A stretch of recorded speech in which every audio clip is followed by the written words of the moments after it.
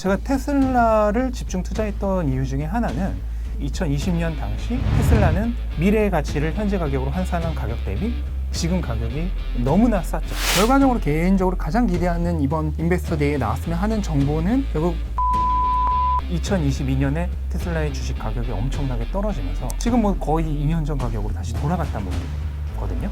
그렇다면은 지금 가격도 역시나 기업의 미래 가치 대비 엄청나게 저평가되어 있는 상황이다.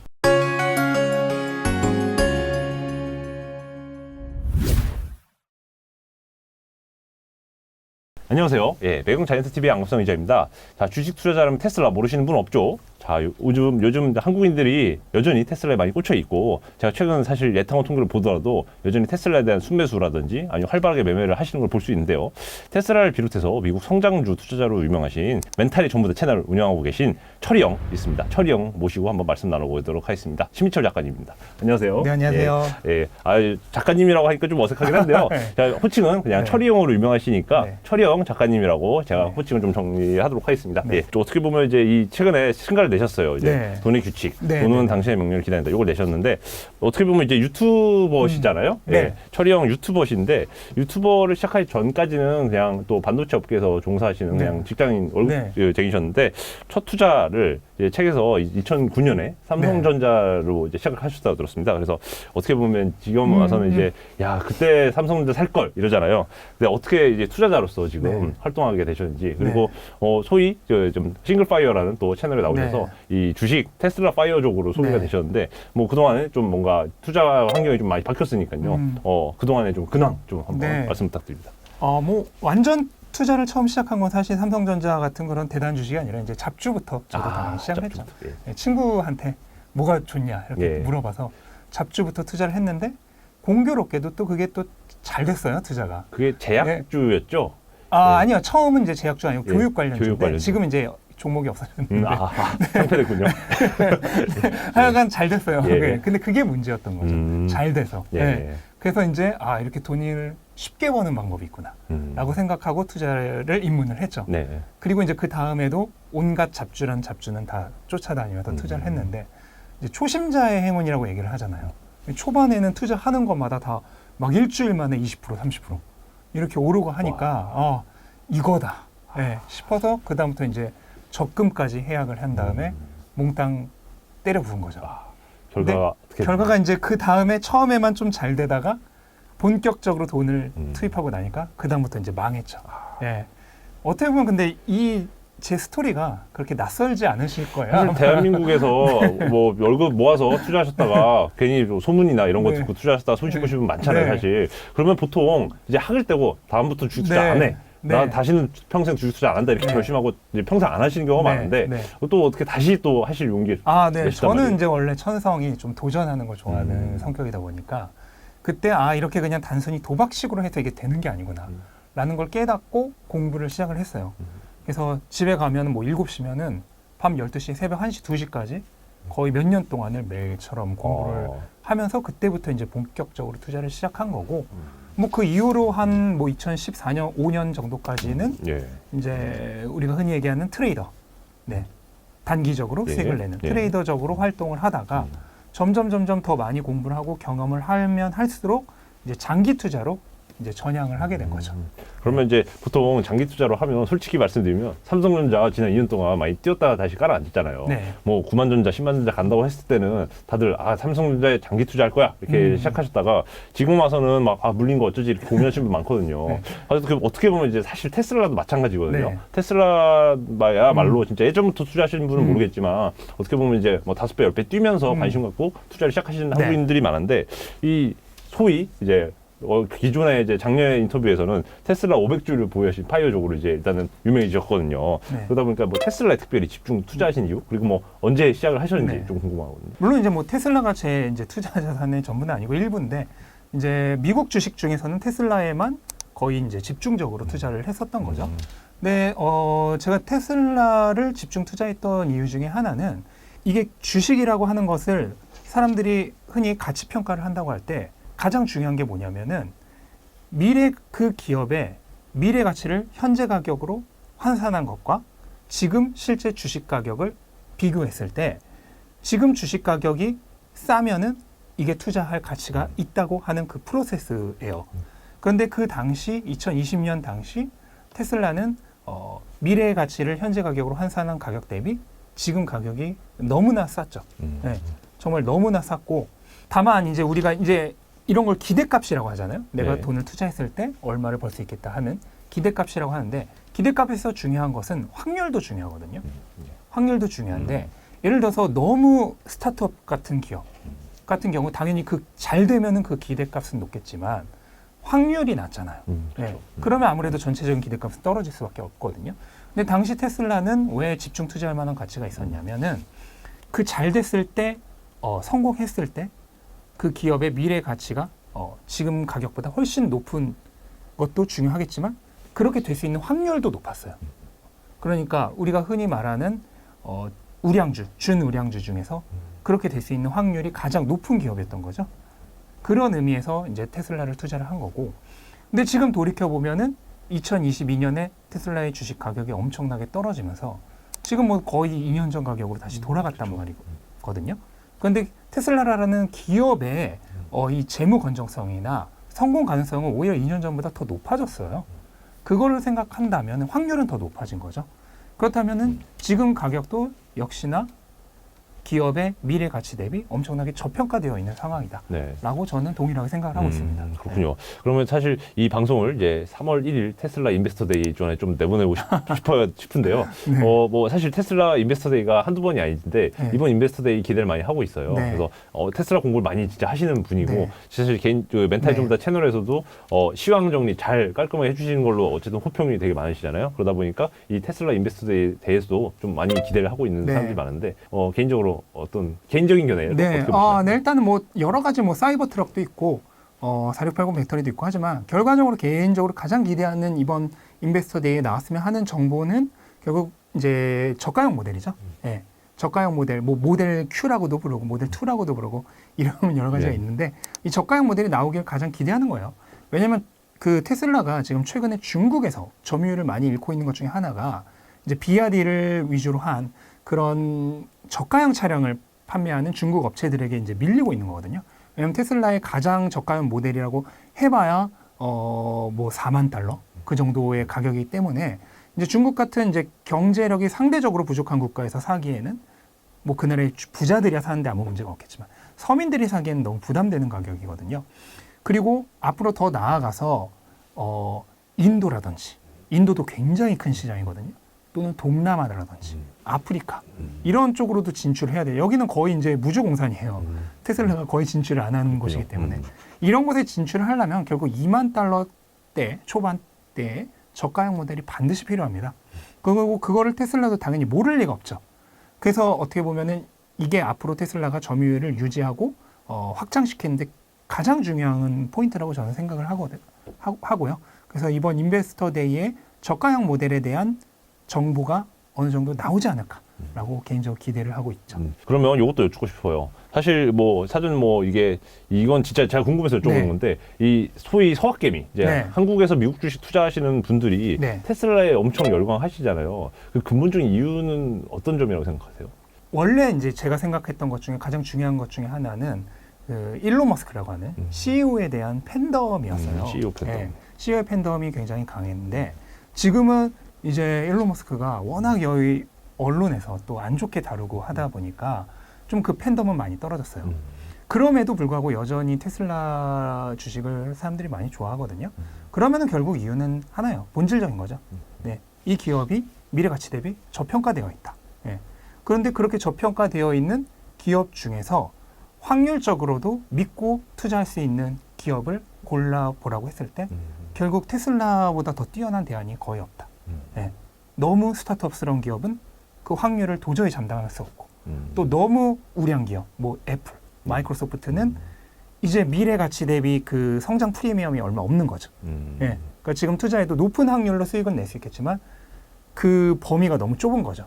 상승 기대가 네. 되는 그러면은, 상승률은 좀 네. 약하다. 예. 그러면 결국 상승률과 확률의 곱하기 최적 지점을 찾았을 때 테슬라를 능가하는 대안이 없다는 게 가장 인기 있는 주식이 된 이유가 아닐까라고 생각을 합니다. 그러면 이제 항상 뭐 사실 책에서도 이제 본인은 이제 가치 투자를 지향한다. 방금 말씀하신 대로 사실 주식 투자하면 보통 이제 교과서적으로 미래에 예상 가능한 뭐 현금흐름을 이제 현재 가치화 해가지고 합산해가지고 이제 기대 저평가 여부를 판단을 하지 않습니까? 그러다 보니까 이제 가치 투자를 이제 지향하신다고 말씀 주셨는데 뭔가 지금까지 유튜브 활동으로 어쨌든 유튜버로서 공개하신 뭐 활동은 보통 이제 테슬라라든지 비트코인 당연히 이게 조회수가 좀 잘 나오니까 하는 부분도 있는데 뭐 이제 보통 가치 투자자가 보통 가치주라고 얘기하지 않는 보통 고성장주 영역이잖아요. 그러다 보니까 왜 이런 또 포트폴리오를 또 유튜브 상으로 공개를 또 하시는지 궁금하거든요. 이거는 이제 어떻게 보면 용어의 오해일 수도 있는데 저는 모든 투자는 결국 가치 투자라고 생각을 해요.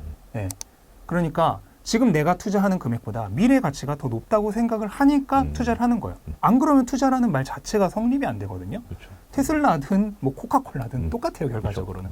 다만 이제 우리가 일반적으로 가치 투자라고 얘기하는 부분은 뭐냐면 그 기업의 현재 장부가 대비해서 주가가 너무 높지 않은 기업들을 우리가 흔히 가치주라고 평가를 하는 거예요.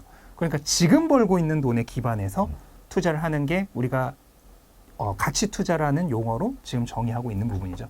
하지만 저는 거기에 동의하지 않고요. 모든 투자는 결국은 가치 투자다. 미래 가치가 더 높을 것이라고 생각하고 하는 투자고 테슬라나 비트코인 같은 것은 그 미래 가치 성장 가능성 그리고 그 성장 폭이 굉장히 큰 투자 자산인 거죠. 저는 거기에 투자를 하는 것일 뿐이고 그건 역시도 마찬가지로 가치 투자다. 다만 현재 가치 투자가 아닌 미래 가치 투자다. 라고 정의를 하고 싶습니다. 맞습니다. 뭔가 기계적으로 단지 뭐 PER이 뭐 10 아래다 아니면 PBR이 1배 아래다 뭐 이런 것만 따지는 게 아니라 어차피 투자의 본질이 그냥 싸게 사서 주식의 본질이 싸게 사서 비싸게 팔면은 어쨌든 시세 차익을 뭐 주식뿐만 아니라 모든 것이 다 마찬가지예요. 그쵸. 지금 가격보다 미래 가격이 더 높다고 생각하니까 투자를 하는 거고 그게 더 낮아질 거라고 생각하면 그건 투자가 아닌 거죠. 맞습니다. 하지만 또 이제 제가 또 방송을 좀 몇 개 찾아보다 보니까 또 솔직하게 말씀도 해주세요. 그러니까 초보면 그냥 S&P 500 지수 ETF나 아니면 이런 거 좀 나스닥 100 지수 ETF 같이 또 레버리지 말고 좀 한 배짜리 그냥 ETF 사셔라 말씀하시는데 또 이 투자 규모가 커질수록 보통 이런 지수 스타일로 투자를 많이 하시게 되잖아요. 뭐 개인적으로도 좀 추천을 그렇게 하고 계시는데 실제로 이 투자자분들한테도 어떻게 좀 말씀하고 계세요? 이 자산 규모별로 어떻게 보면 그 직장인 입장에서 유의미한 뭔가 투자 수익을 내려면 테슬라 같은 것도 사야 되지만 또 자산 규모가 커질수록 투자를 잘 하실수록 또 자산 배분을 하시잖아요. 일단은 저는 기본적으로 이런 ETF 투자를 그렇게 선호하진 않아요. 왜냐하면 S&P 500이라고 하는 거는 미국의 이제 최상위 500개 기업을 다 모아놓은 거거든요. 근데 그 500개 기업 중에 10%인 50개만 한번 대보세요 하면은 될 수 있는 사람이 거의 없어요. 저도 한참 생각해야 될까 말까요. 그럼 나스닥 100이라고 하면 나스닥 상위 100개 기업이거든요. 그렇죠. 그러면 한 51위부터 100위까지 한번 대보세요 하면은 10개도 거의 대부분 못 들어요. 심지어 전문가들도 대부분 몰라요. 잘 헷갈려요. 그러니까 뭐냐면은 결국은 내가 그런 S&P 500이나 나스닥 100 같은 지수에 투자한다는 얘기는 내가 잘 알지도 못하고 심지어 이름도 모르고 그게 있었는지도 모르는 기업에 투자하는 거거든요. 그러니까 자기가 모르는 거에 투자를 하는 거예요. 기본적으로 이제 시장을 예측하지 않는다 이런 철학을 바탕으로 이제 사시는 거잖아요. 그러니까 결과적으로는 자신이 잘 모르는 것에 투자를 하는 거기 때문에 이게 더 안전한 것인지에 대해서는 저는 의문을 가져요. 지수 ETF도 결국은 막연한 장기 우상향에 대한 기대감으로 사는 거다. 그것만으로 사는 거기 때문에 저는 그것이 더 안전하다고 생각하지 않고 오히려 자신이 확실하게 공부를 하고 열심히 집중적으로 판 소수의 자산이 오히려 더 안전하다고 생각을 해요. 그러니까 여기에 내 투자 바구니가 있다고 할 때 이게 폭탄인지도 아닌지도 모르는 걸 막 담는 것보다 확실하게 폭탄이 아니라는 것이 확인된 것만 담는 게 더 안전하다는 거죠. 결과적으로. 그래서 저는 이제 성숙한 투자자분들에게는 지수 투자를 그렇게 추천드리지 않는데 다만 내가 이게 폭탄인지 아닌지 확인하기가 아직은 어려우신 분들이 많이 계세요. 그러니까 투자의 이제 초중급자분들이죠. 그런 분들은 이게 폭탄인지 아닌지 확인할 아직 능력이 안 되는데 그거를 집중적으로 담는 것보다는 그냥 작은 것들, 폭탄일 수도 있고 아닐 수도 있지만 그것들을 이렇게 분산해서 담는 게 당연히 더 안전하겠죠. 그래서 저는 초중급자분들에게는 가능하면 지수 투자도 해라. 그리고 점점 실력을 키워나감에 따라서 이제 포트폴리오를 리밸런싱 해라고 말씀을 드리고 다만 이제 성숙한 투자자분들, 중고급자 투자자분들에게 가능하면 이제 집중 투자로 본인이 확실하게 아는 것에 대한 투자로 나아가라고 그렇게 말씀을 드리는 거죠. 개인적으로 사실 제가 또 예상 통계를 보다 보면 사업개미 분들은 TQQQ 그리고 SQQQ 네. 나스닥 3배짜리랑 마이너스 3배짜리 고퍼스 많이 사시는데요.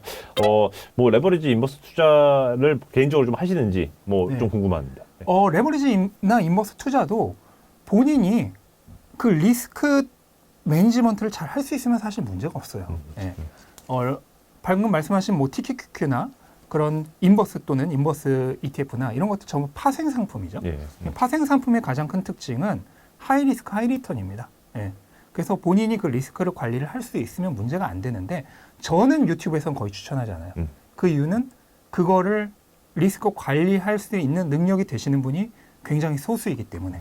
예. 그런데도 솔직히 너무 많은 분들이 하세요. 그래서 그거에 대해서는 조금 이제 안타까움을 가지고 있는데 하지만 저의 이제 최종적인 의견은 본인 리스크 관리할 수 있으면 그런 것에 투자하는 것도 결코 나쁘지는 않다.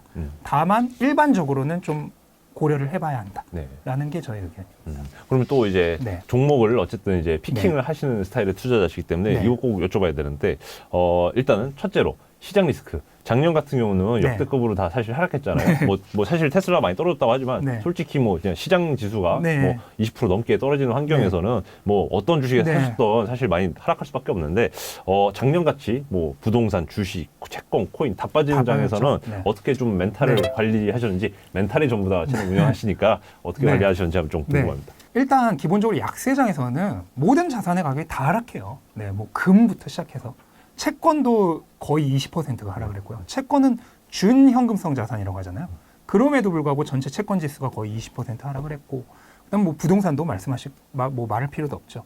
그다음에 주식은 뭐 더 말할 필요도 없죠. 모든 그 자산의 가격이 다 하락을 합니다. 그러면 그 얘기는 반대로 얘기해서 뭐냐면은 시장을 아예 볼 필요가 없는 시기예요. 그 시기는. 시장은 어차피 가격은 약세장에서는 계속 하락합니다. 그러니까 시장은 볼 필요가 없고. 그런데 가격이 하락한다는 얘기는 뭐죠? 싸졌다. 네, 싸졌다는 얘기는 내가 싸게 살 수 있다는 얘기예요. 그러면 이럴 때는 어떻게 하냐면 시장은 어차피 당분간 약세장이 끝나기 전까지는 모든 자산의 가격이 다 약세일 것은 뻔하기 때문에 그렇게 싸진 자산을 어떻게 보면 할인 가격에 판매하고 있는 기간인 거죠. 그러면 할인 기간이라 생각하고 열심히 내가 어떻게든 더 돈을 벌어서 지금 이 싸진 자산을 어떻게 더 많이 살까에 저는 오히려 집중을 하는 게 옳다고 봐요. 그래서 제가 작년 같은 경우에 이제 어떻게 보면 현생을 열심히 살자 하는 그런 취지의 단톡방도 만들고 했거든요. 그럼 거기 들어오신 분들은 주식 얘기를 거의 안 하세요. 그리고 그분들은 그렇게 돈을 열심히 벌어서 자산을 사는 거에 집중하다 보니까 자산 가격이 떨어질 때 그렇게 슬퍼하지도 않고 오히려 더 기뻐하시는 분들도 계세요. 그리고 시장 가격이 이렇게 흔들리는 거에 별로 신경을 쓰지 않아요. 왜냐하면 내가 지금 열심히 돈 버는 거에 집중을 하고 있으면은 그 주가를 일주일 동안 안 보셨다는 분도 계시거든요. 그렇게 초점을 약세장에서는 어차피 가격이 하락하기 때문에 시장에 맞추는 게 아니라 오히려 돈을 더 벌고 그리고 이 돈으로 싸진 자산을 할인 가격에 매수하고 하는 이쪽에 오히려 초점을 맞추는 거죠. 그렇게 하다 보면은 자연스럽게 시장 가격의 변동에도 별로 신경 쓰지 않게 된다라고 말씀을 드리고 싶어요. 뭐 하락장 약세장에서의 멘탈 관리법은 어떤 자산이 됐던 간에 어쨌든 시장 관심 꺼라. 그리고 두 번째는 돈을 더 벌어라. 세 번째는 그 번 돈으로 싸진 자산 사라. 이 세 가지로 좀 정리해 주셨습니다. 그리고 또 이것도 여쭤보고 싶어요. 이제 사실 어느 정도 개인 투자자만 보자면 어떻게 보면 결과는 되게 성공적이시잖아요. 어쨌든 주식 투자로 잘 하셔서 자산 증식을 일궈내셨고 지금은 현재 주식, 뭐 부동산, 코인 다양하게 좀 투자를 하고 계신데 사실 뭐 테슬라나 코인 같은 경우는 좀 변동성이 큰 자산이잖아요. 그러다 보니까 뭐 아무리 멘탈이 전부지만 이 리스크 관리나 해지는 최소한으로 하지 않을까 싶어가지고 어떻게 좀 리스크를 관리하고 계신지 궁금합니다. 일단 기본적으로 이제 멘탈 하는데 이 투자에 있어서 멘탈은 사실 정신력이 아니거든요. 정신력이 아니고 기본기입니다. 본인이 투자하고 있는 자산에 대해서 정확히 알고 있고 본인의 투자 원칙이 확실하게 세워져 있고 그러니까 결과적으로 자기가 뭘 하고 있는지 분명히 알고 있는 거죠. 이렇게 뭘 하고 있는지 분명히 알고 있는 투자자는 멘탈이 흔들리지 않아요. 예를 들어서 작년 같은 하락장에 캐시오드라고 해서 한국 투자자들이 굉장히 좋아하는 이제 성장주 집중 투자 그런 펀드 매니저가 계세요. 근데 그분이 운영하고 있는 ETF들이 뭐 대부분 다 50%막 이렇게 하락을 했어요. 돈나무 언니 네. 아크 ETF 네. 시리즈죠. 예. 근데 이분이 운영하고 있는 자산의 규모가 뭐 수십억 달러인데 그게 50% 하락을 했으니 어마어마한 자산이 어떻게 보면 일시적으로 평가 금액이 줄어든 거잖아요. 그런데도 이분은 전혀 멘탈적으로 제가 봤을 때 흔들려 보이지 않아요. 왜냐하면 본인이 어떤 자산에 투자를 하고 있고 또 그 투자를 할 때의 원칙이 무엇인지를 분명하게 알고 있기 때문이죠. 그래서 이렇게 알고 있는 사람은 뭐 리스크 관리가 됐든 무엇이 됐든 멘탈 흔들리지 않고 잘 할 수 있습니다. 근데 이제 대부분의 개미 투자자들이 이런 하락장에서 멘탈이 많이 흔들리고 했던 이유는 결국은 이런 분명한 원칙과 투자의 목적이 없었기 때문이라고 저는 생각을 해요. 그래서 기본기를 갖추고 자신이 무엇을 하고 있는지 분명히 알고 있는 것이 가장 중요하고 투자의 멘탈은 결코 정신력이 아니다. 라는 것을 말씀드리고 싶어요. 되게 좋은 말씀을 해주셨습니다. 사실 멘탈하면 보통 이제 정신력으로 그냥 견딘다. 소위 존버한다. 그냥 이런 생각을 하게 되는데 오히려 투자 기본기, 자산에 대한 이해도 그리고 투자 원칙을 잘 지킬 것 분명하게 세우고 이거 말씀해 주셨습니다.